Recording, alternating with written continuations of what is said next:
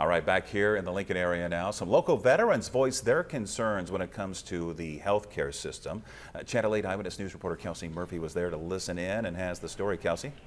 Rod, the open discussion was focused on confronting concerns involving access to health care. The Nebraska-Western Iowa director says veterans' concerns are his top priority. However, some of them are out of his control.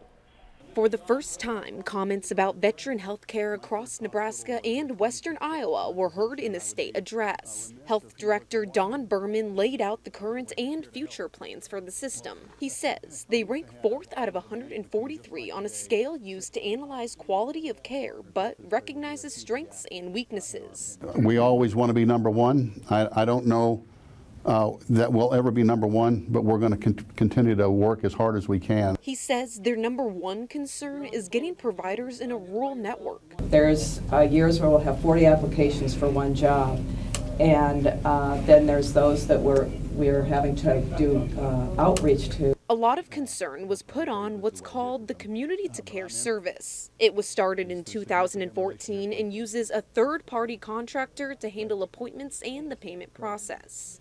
But many say it's not working, including those in the healthcare industry.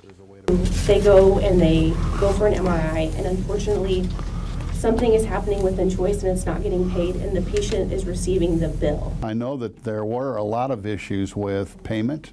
We heard from our providers that they weren't being paid. In 1 month alone, we sent over 1,000, I think it was, complaints to central office. Jenny Rosenbalm, Business Office Director, says they will be introducing a new system called Community Care 2.0. They're the first of 8 facilities to use it. Rosenbalm says hopefully it will give the VA more control over the contractors. Try to get HealthNet to get those things moving. Unfortunately, I wish we could pay it ourselves because we would. We can't. HealthNet has to do it. They will introduce this new program once funding for community care ends. They expect that at the end of the fiscal year. And questions as to where the new Lincoln VA clinic will be located were also brought up. The director says a review board will make that final decision. As of right now, they do not have a confirmed location. All right, at least they had a conversation going back and forth. All right, Kelsey Murphy from the newsroom. Thank you.